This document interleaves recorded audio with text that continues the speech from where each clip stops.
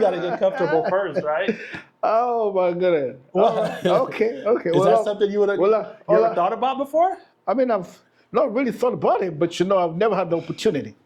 Ah. Yeah, it's never come across my table. Never. Yeah. So this will be the first time you've ever this been will be this will be like something like the first time, Yeah. And it's I mean, of course, I wouldn't say no to an opportunity. So you've been doing I mean, it's a lot we can get into, right? Yeah. So let me ask you this. When did you start doing content? And you've been viral. Oh, well. What's your biggest video? Like, how many views? It's at 4.1 right now. Million? Yeah. So is that the one where you say, I'm very happy to be here, something like that? I'm happy. Good night, my neighbors. Right. Oh, that one. That one. So who thought of that? Who thought of that to do that? Well, you know what? I want to say both of us, me and Julian, what we're actually planning to do was shoot the actual, coming to America. Good morning, my neighbors. Right. So we had a comedy show. So we're writing these ideas. So we're like, it's too late now. So we might as well shoot it tomorrow in the morning.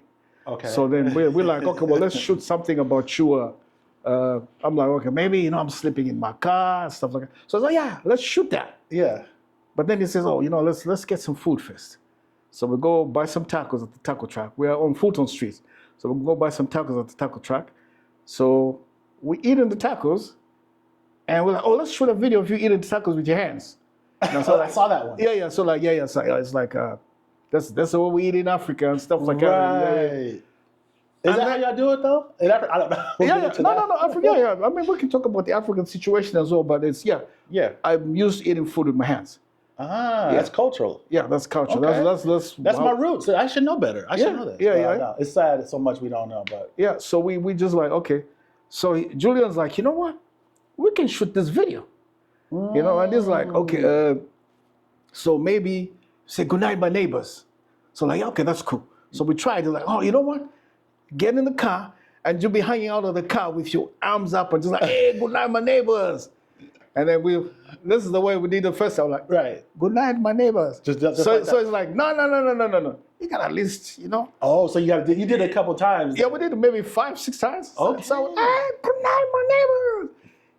And he's a genius. I didn't think about it when we were recording. Yeah. But he said, I'll say it from the other street.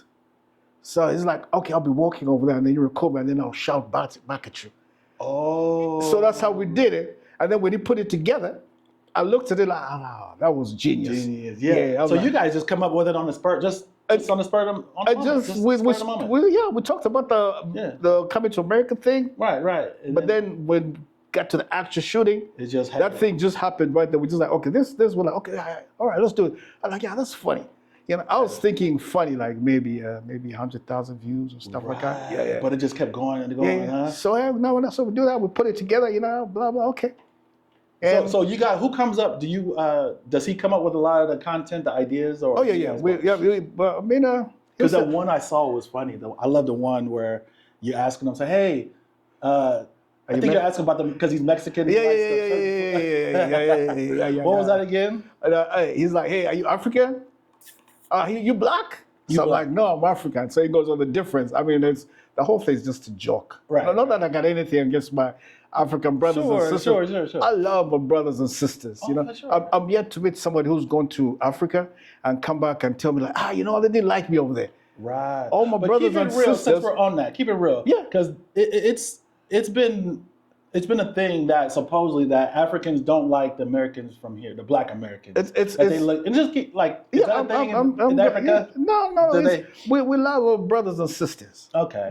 It's just the disconnect. Are you just saying that because people are going to see you around town? No, not even that. No, it's just the disconnect. Okay. Just the disconnect because I mean culturally, our culture and my brothers and sisters, the African American culture over here, is kind of different. It is. It's kind of different and.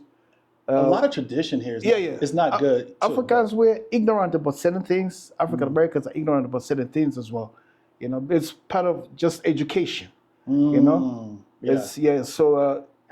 I love my ex-wife was black, so okay. So naturally, I love my African American brothers and sisters. Yeah, sure. But so it's just a little disconnect. But eventually, when we find the password, to that relationship. We all like Logan.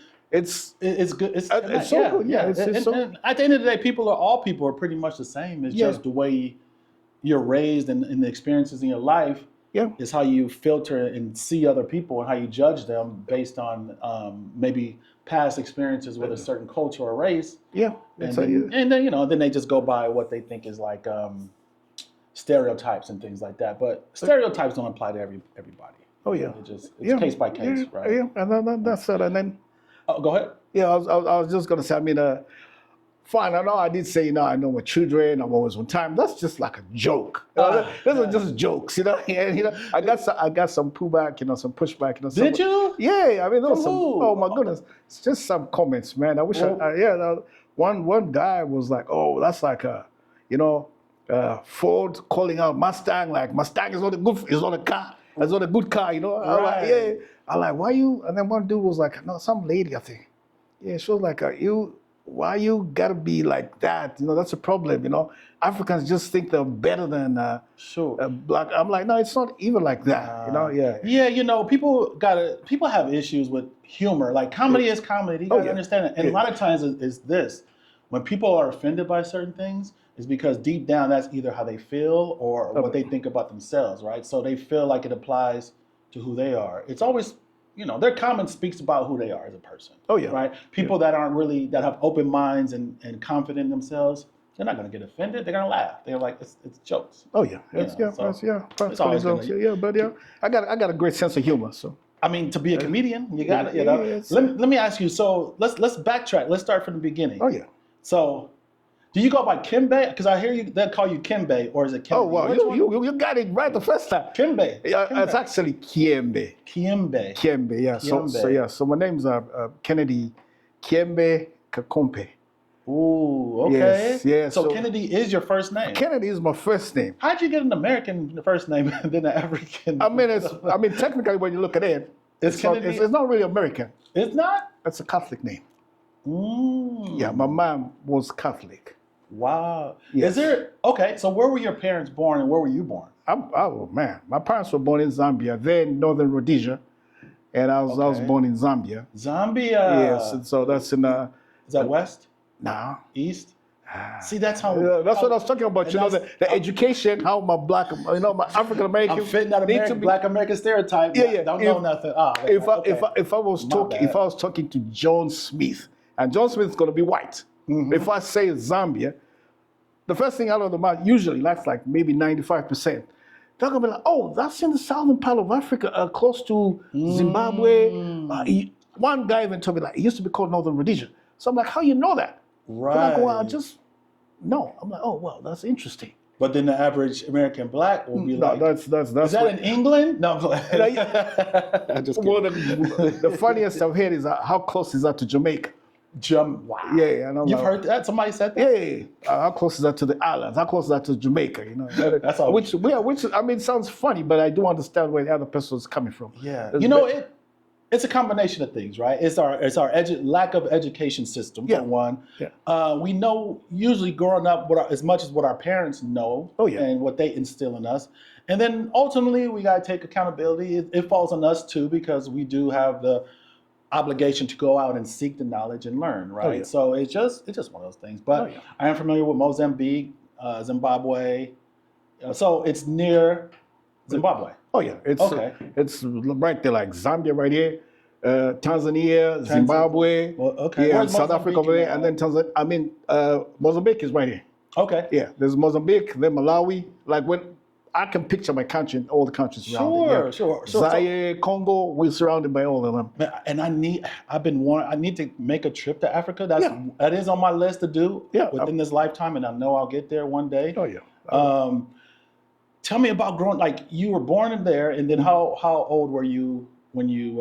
How many years did you spend there before you came to? I came to America when I was 20. I just turned 30 when I came to America, actually. Really? Yeah, that was in 1998. No way. So you spent a lot of your life, most of your life, I guess, there. Yes. Yeah. So I went to school over there and stuff like that. My first job was over there. Really? Yeah. Tell me a little bit about it, because a lot of people just, I guess, ignorant to what Africa looks like, what it's about.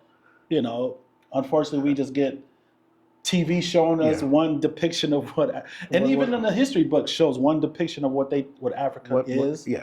But what's the real? It's different. Like when we grew up, I mean, I was born in '68, so just after independence. So we're influenced too much by the British way of life. So the music, the TV shows we're watching, and believe it or not, we taught English right when you're born. Really? What was your native language? My mother is Luvale and my father is Kaonde. Those are one of the 72 tribes or languages in Zambia. 72? 72. Just in one country? Yes. I can speak and understand at least 6 of them. Yeah. It's like a different language every 2 blocks? Yes. Yeah, kind of, yeah. Yeah, there's like, maybe there's 10 provinces now. So each province got its own language. That's crazy. But fortunately or unfortunately, I want to say fortunately, when the colonizers, they seen the problem. So they were like, no, let's just make English the official language. Sure. So it's basic that, most of the people can understand what you're saying in English, Okay. Yeah, good, so good, basically yeah. we communicate in English. So that's how you grew up communicating in English? I mean, at school, my language, you use the languages at home.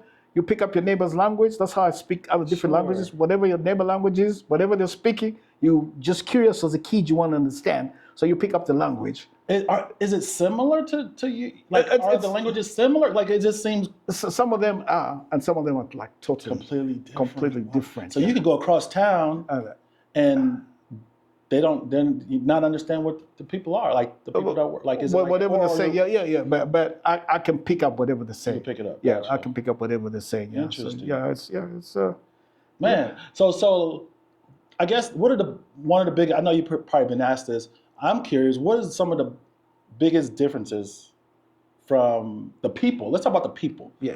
Like how they are as people, like compared to here.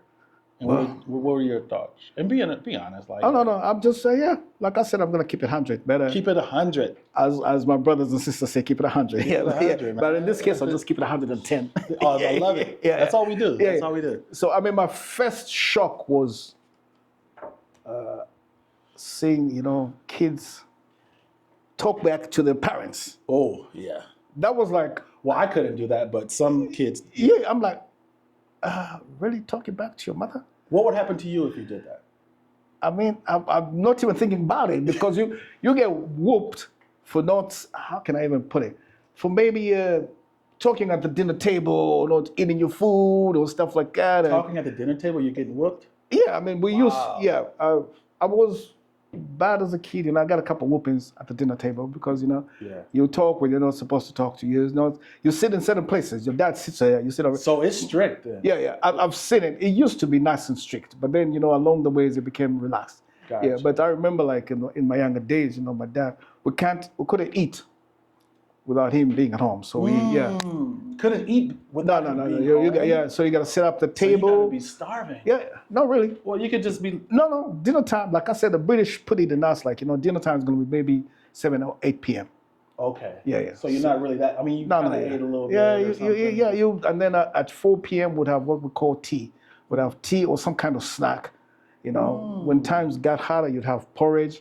But we used to have like tea, bread, scones, what you call biscuits. Yes. Yeah. Wow. So you'd have that at 4 p.m. and get ready. Our TV used to start like maybe 5 p.m. But then you have taken a bath and stuff like that, and then you're ready. Both my parents worked, so by the time they come home at 5, after 5, you're ready. What did they do?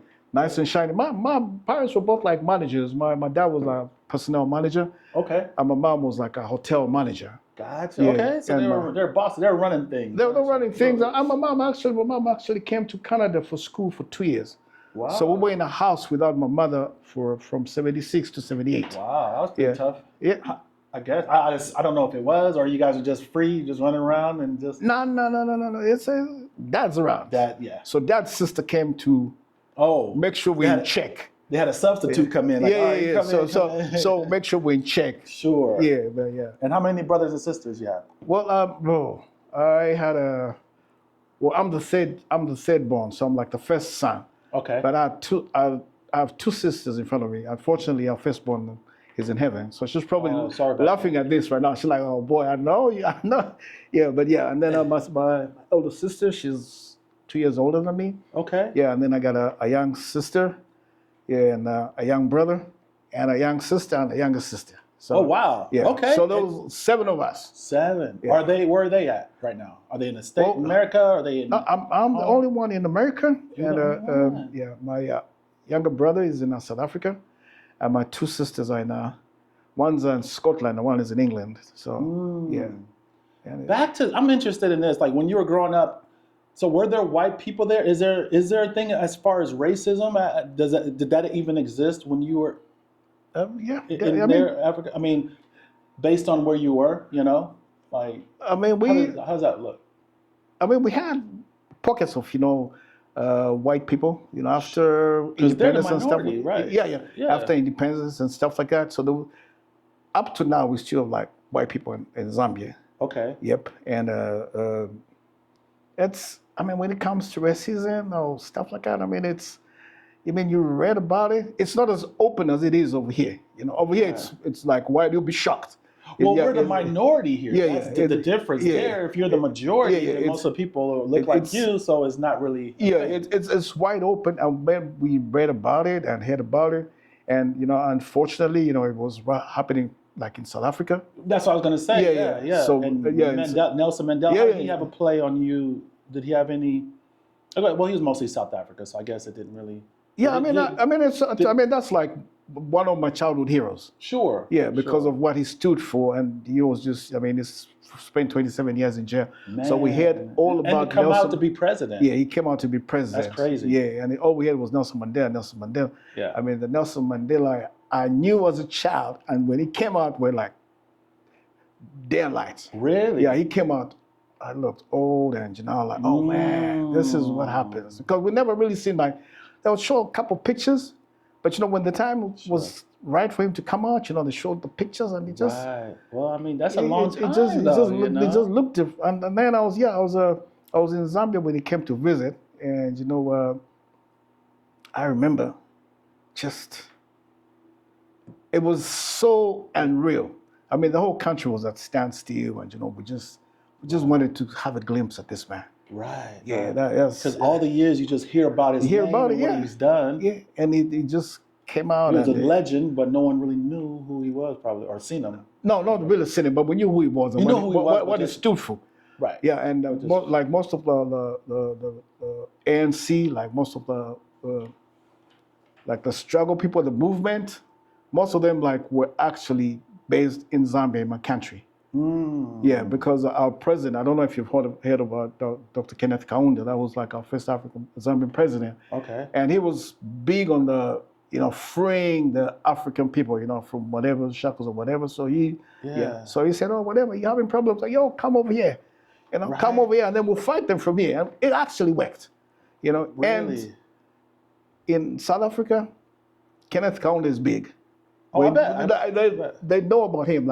All the black people over there that would say Kenneth Kaunda, they'll be like, that's the man. Yeah, that's the man. Yeah. So how long was he the president there? He was president for 27 years as well. Okay. Ironic, 27 years, yeah. That's the number. Yeah, I don't know, 27. Well, 27 years locked up and he gets out to be president. And yeah. So. You mean Nelson Mandela? No. Oh, Kenneth Kaunda? Kenneth Kaunda. Yeah, 27 years. Yeah. And it's 27 years as president? Yeah, as president.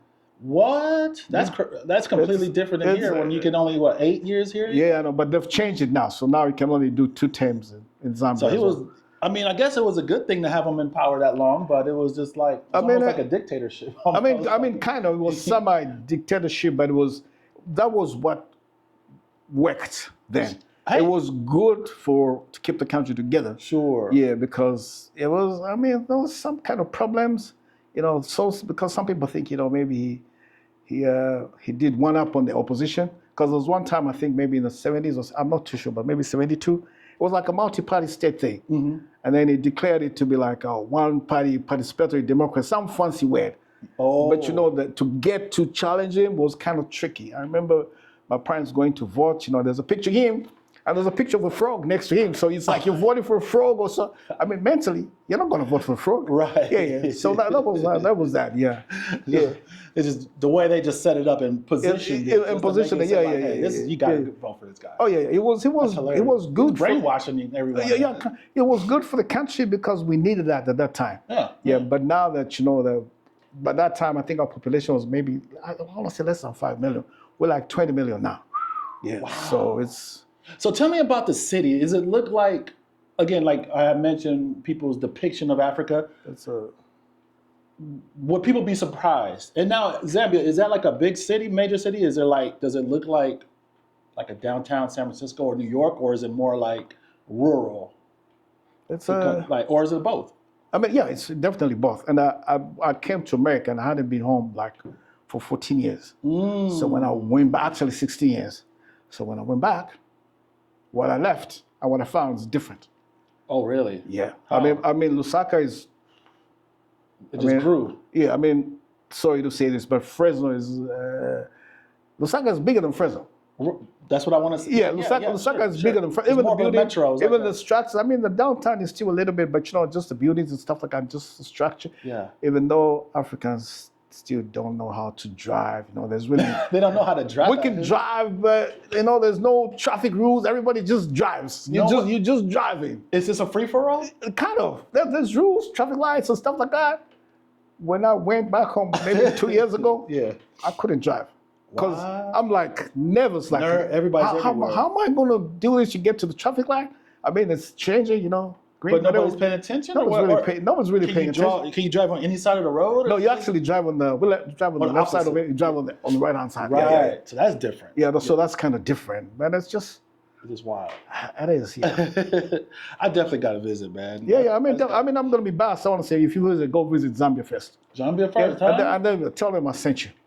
Yeah, tell them, hey, Kyembe, Kakompe sent me over there. Your name is good over there, huh? My name is good. No, my name is good. I hope so. Hey, you hear that, Zambia? My name is good. You better take care of my man over here. Yeah. I don't know. I gotta ask a few people, man. I don't know. No. You just go over there. I mean, if you going over there, we can set it up. Like, okay. Yeah. I'll say like, okay, mom. I'd rather go with you if you ever go, man. Yeah. Actually, you know what? We just go together. There you go. Yeah, we go together. So I'm like, okay, this is the city. Mm-hmm. I'll take you to the city. I just met you about 10 minutes ago, so I trust you. I know. Don't worry. We ain't going to do anything to you. Yeah, I trust you. We ain't going to do anything. We ain't going to eat you. We won't feed you to the lions. None of that. Yeah. I didn't even think about eating me now. You took it to a whole different level. Yeah, well, you never know. You might be thinking, I don't know. I don't know what you've seen on TV. Is that a thing or what? I mean, nah. That's a joke. Let me know. Let me know, because no. That's hilarious. No, it's just a joke. Yeah. So let me. So you came here to America. What got you here? What brought you here? Was it a woman? Well, that came afterwards. But I was trying to better myself, go to school and stuff like that. So I was like, okay, let me go get this American education. Because as a young child, I've always been fascinated with America. Sure. And just the name Kennedy. So I read up a little bit about President Kennedy, his brother, and stuff like that. So you thought you could slide in? Yeah. I'm like, okay, well, Kennedy. And then, would watch too much TV, American stuff and stuff. So you already have like a little idea. So is that the thing though, like really other countries, they look at America like that's something, a goal? I'd love to. Do people kind of look up to America like that? I mean, back in the, you know what it is? America is very good at marketing. Right. I don't know. They make it. Mm-hmm. They know how, they don't intentionally do it. Right. But whatever they do over here, let's say, like when it comes to the movies, they practically show you, okay, this is what America, it's a movie, but they show you like, okay, well, this is San Francisco, this is LA, this is New York, and you're looking at all this and oh, that looks amazing. Right. So yeah, you're like, okay, well, that's interesting. And then you got here, was it the same? Yeah, I mean, I got here, well, it was.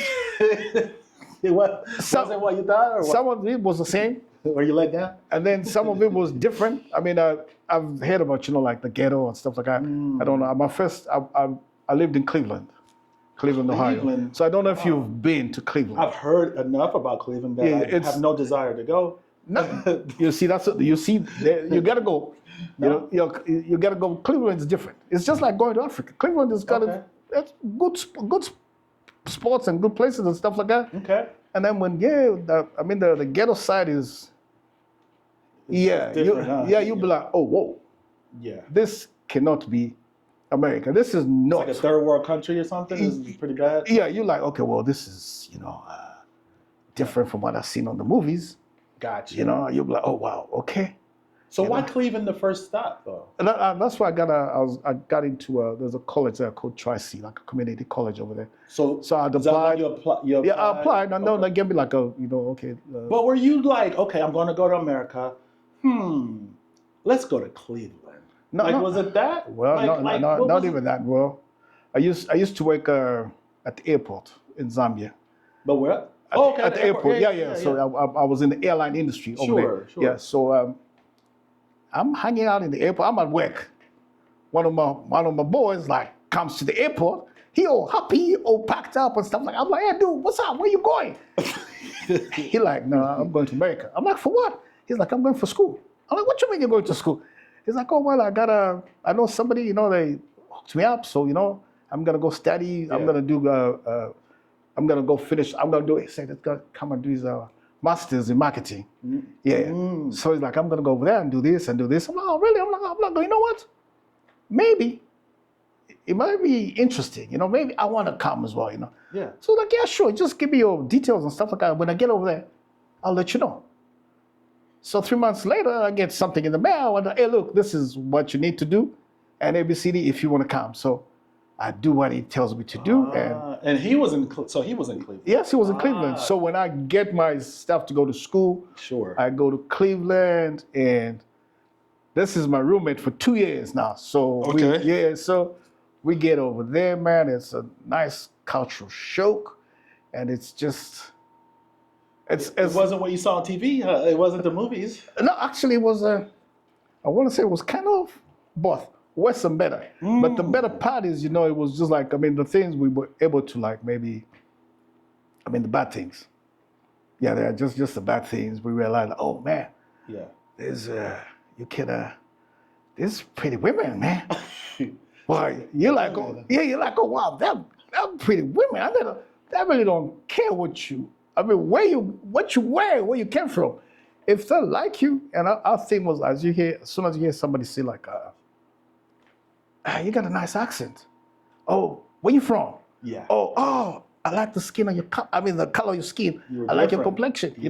That was like. How did the women compare to the African women, to the Zambian women? The Zambian women, like the ones I used to deal with, they're kind of different. They're different now. Okay. Because it's 2026. Sure. That was. About 98, they were kind of different, but now they're hip and stuff like that. Yeah. So maybe they were a little bit more conservative. Yeah. But and truthfully, that's the woman. That's more of the type of woman a person should want. But when you're young, you're just looking for the. Yep, and growing up, I'm thinking, I'm going to marry somebody who's like my mother or stuff like that, So that's so you come over here and. Well, if she likes you, she likes you. She'll be like, hey, what you gonna do? Yeah. I like you, yeah. And you're like, oh, okay, all right. Well. My first relationship, I was like, oh wow. It was too upfront. Really? For me, so I was kind of like, a little shy. Yeah. Yeah, kind of. I'm like, we can do this. I'm like, yeah. I'm like, oh, okay, all right. And then I realized, like, oh, you can take advantage of the whole situation. Yep. And you're like, okay, well. Never dated a white woman. Got over here. You're like, oh, there's really no difference.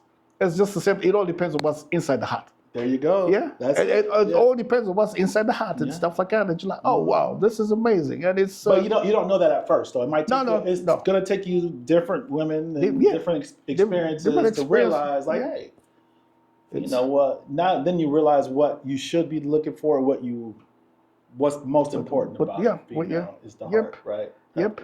And that was the whole thing. So we did the Cleveland thing. Me and my boys were like a little bachelor pad, 3-bedroom apartment, 3 of us. So you can just imagine, we looked out for each other. Oh man, if the wrong one comes knocking on the door, you gotta look. Oh, he ain't here. Yeah, stuff like that. Yeah. So you guys young, having a good time, living life. Yeah. So a little bit fast forward. Because I definitely, there's a lot to your story. When and why did you come to Fresno? Like, how did that come on your radar? Well, that is a very good one. Well, along the way, I'm working, so I'm doing my laundry on my off day. Okay. Yeah, so I'm at the laundromat. I'm see this young lady coming up. She went to the grocery store next door. Mm-hmm. So when she walked in, I said hi. She said, hey, hi, how you doing? So I'm like, okay, cool. So when she comes back, I'm putting my stuff in the car. Okay. So I'm like, hey, how you doing? Well, my name's Kennedy and stuff like that. She's like, oh, my name's Portia. I'm like, okay, well, nice. Portia. Yeah, Portia. I'm like, nice to meet you. So she's like, oh, you speak with an accent. Where you from? I'm like, I'm from Africa. She's like, oh yeah, but where? Zambia? So I tell her Zambia. We started talking about Zambia, and before we realized, we were talking for like maybe 2-3 hours. Wow. Yep. It goes down at the laundromat. Yep. So I was washing my laundry and stuff like that, and we just went from there. After that, we went on a couple of dates and stuff like that, and we became an item. Yep. Okay. Yep. And we became an item, and we went from there. So her parents are from California. Okay. Yeah, she was in Fresno because her stepdad was in the military, and he's from Cleveland. So when he was done with the military, he took his family to Cleveland. Okay. So that's how come I ran into her. Got it. So when we became an item, she was like, oh, after our first son was born, she was like, oh, I want him to be closer to my mom and dad in California. And I'm like, yeah, sure, that's no problem. So I'm like, I still get that picture about California. So she's like, well, I know she does say Fresno, but I'm not really. Yeah, you think California's all the same, right? Yeah. Palm trees and beautiful weather. I used to. There was a show on TV called Fresno, actually, a long time ago. Yeah. We used to say that in Zambia. So there was a show called Fresno. Yeah. Interesting. I never knew that. Yeah, there was a show called Fresno, about the vineyards and stuff like that. And Okay. Yeah. So I knew about it, and then I'm a huge sports fan, so I knew Fresno was like, they got a college team. Yeah. So I'm like, okay, well, maybe I can watch some sports over there and stuff like that. Yeah. So yeah, that's how we ended up coming in Fresno. So we didn't move to actual Fresno. We moved to Madera.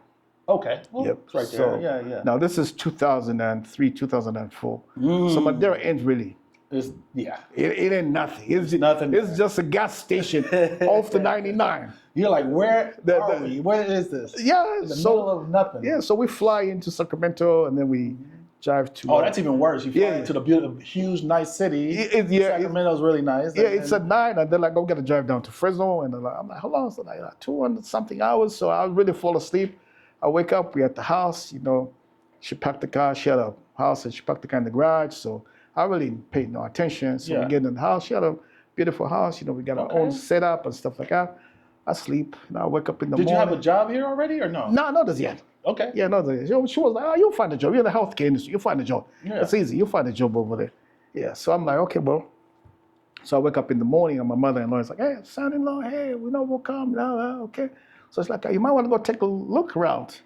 So, she gives me the keys to the car. So I get in the car, and I pull out of the garage. So I pull out of the street.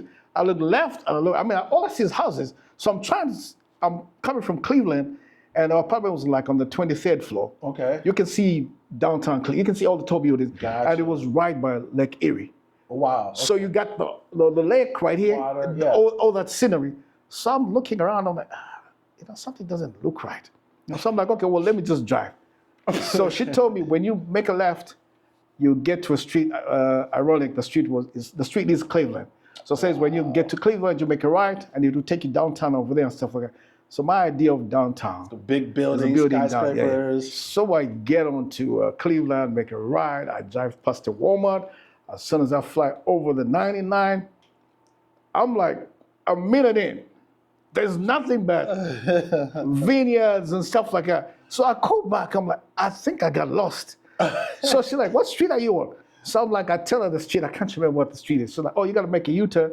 And when you come to Cleveland again, you got to make a left. So you passed right by. Yeah, so I'm like, oh, okay, so I make a left, and I drive through what's supposed to be downtown, and I'm really like, this doesn't look right. And I'm looking around, there's really nobody who really looks like me. I mean, it looks like mostly like Hispanic, Sure. and pockets of white people and stuff like that. And I'm I like, saw a okay. couple cowboy hats or something. Yeah, and yeah, little yeah, yeah. farmers and- Yeah. So I'm like, well, let me go check out Walmart. You know, I get into Walmart and it just looks different. Yeah. Different from the Walmart in Cleveland. And I'm like, oh, okay. It's a high black population in Cleveland, though, right? There's a lot of black. I mean, yeah, there is. Yeah, Cleveland is. For Yeah, sure. Yeah, Cleveland Yeah, is. Yeah, so- the area we lived in is Euclid. So yeah, that Sure. is basically yeah. So that's a cultural shock. So this is the first time you've been, I guess, around being felt as the minority. I guess, is that? I mean, I So- did so- I did feel that like that in Cleveland as well. But yeah, I mean, the American experience is the first time I felt like Right. Okay. a minority Sure. coming from Zambia, where they Because Madeira at that time, especially, I don't know, Oh, it was no, probably no, about yeah, 5 yeah. blacks, Yeah. families or something. and they're all related. Yeah, And, exactly, right? And So- sorry, Madeira, but yeah. It's true. But I'm like, oh, There's man. about 6 of them now. I'm just kidding. Yeah, I know. I mean, ironically, my ex-wife's mom, she grew up in Madeira. Okay. Yeah, they grew up in Madeira. Yeah. It used to be like I think, man, there's a church. Man, I can't remember there's a park. I think it's McNeely Park. So that used to be like the where the black people were around that area. Oh, gotcha. Yeah, so they do have like I've little community or something. Yeah, I've been around there. Even the church around there is it's a black church. Okay. Yeah, and it's a black church. I stand to be corrected, but yeah, it is a black church. So you end up marrying her then? Portia. Yes, So you got, okay, so you actually, we got married and stuff like that. Yeah, we got two boys. Two I have boys? two children with Portia, and Wow. I had a child in Zambia before I came Oh, here you to marry. did? Yeah. Okay. Yeah, and So Wow. I have 3 boys, and That's awesome. That's a blessing. yeah. And so from there, you just kind of, then you applied to what? Where did you start working once you? I mean, I got here, so I was I applied for a job in one of the nursing homes in Madeira, and I'm like, no. This is different. This is different from what we were doing in Ohio. I think I went there for 2 weeks. Nursing home. Yeah, it was just different, you know. In what way? Just the way they did things. I don't want to put anybody on blast. I'm not suing for this stuff, but yeah, they just They're probably not even in business no more. You know. Oh, that's still there. That's still there. Yeah, that's still there. Okay. Yeah, it was just different, and I was just like, okay. So then I went in. I got a job in a retirement community. Okay. Yeah, and then Okay. I've just been working around people, just helping people Yeah, you've been in the medical field for a while then. for a while. haven't you? It's almost going to be 20 years now. Shoot. Yeah, 20 years now. So Wow, yeah, that's it's- awesome. Well, good yeah. for you. Yeah, no, You got that heart. You love to help people. I guess. Did you always want to do I that? had no idea I had that in myself. It just happened by accident. Really? Yeah, it just happened by accident. And I was just like, oh man, okay. It happened while in Cleveland. Everybody was like, oh, you cannot make a little bit of money on the side while you're going to school. Mm. So we were all doing that, trying to go to school and working the nursing home and stuff like that. And you just fell in love with the whole thing and stuff like that, and Yeah, that's great. Yeah, and it's So right now, you said you work with the patients who have heart surgery, outpatient or what? yeah, No, yeah. those are- It's actually I work for one of the hospitals in the Fresno area. Yeah. Sure. Yeah. So when they most people, like when they have heart problems and stuff like that, they come to my unit, we monitor that and stuff like that. That's So awesome. my job is to make sure you're good and stuff like that. You're not getting out of hand, getting out of bed, make sure you eat, make sure you do all the good stuff. Yeah. So you're ready to go home. So when you're home, you're able to take care of yourself. That's awesome. Yeah, Now you're all- healing people's hearts. Look at you. Yeah. I mean, I want to say that. The heart but, healing. but it's got nothing. It's got something to do with the surgeons. The surgeons do the work. I just Well, can't make sure. I just can't make sure that they're good. Right. You got to Yeah. make sure they're comfortable and at ease and it's- their yeah. needs are taken care of. That's awesome. Yeah. So let's talk about this comedy because.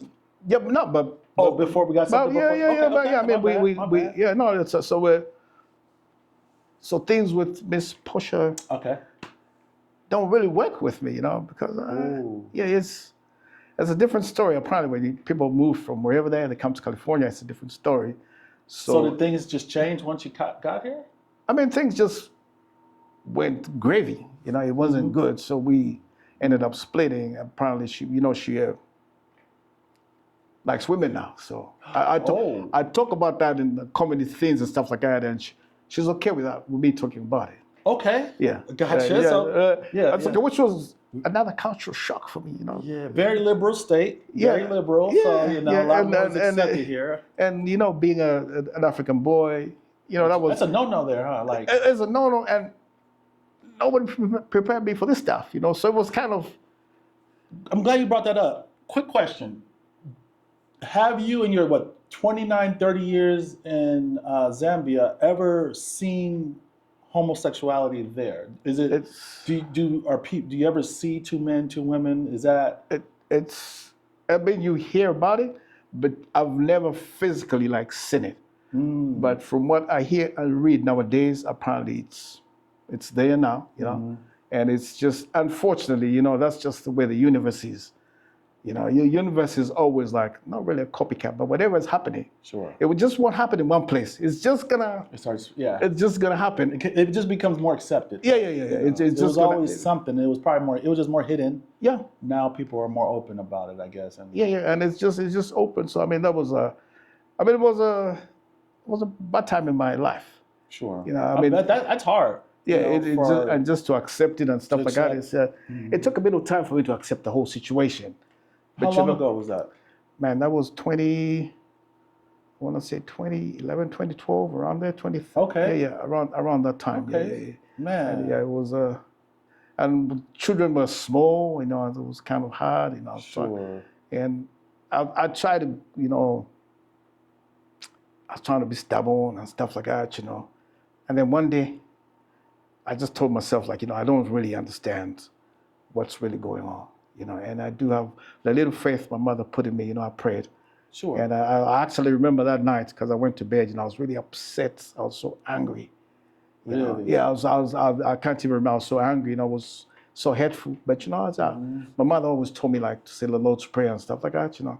So I just went to bed, said the Lord's Prayer. Yeah. And when I woke up in the morning, I just had this feeling in me, you know, everything's gonna be right.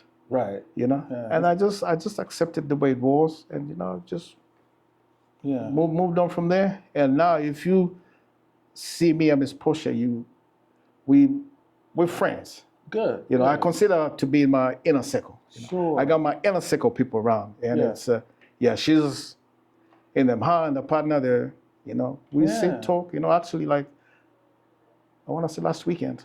No, not this past weekend. 2 weeks ago, I was at the house and stuff like that. You know, they had a function. My mother-in-law just retired, so there was a retirement function, and we just would come around, and you know.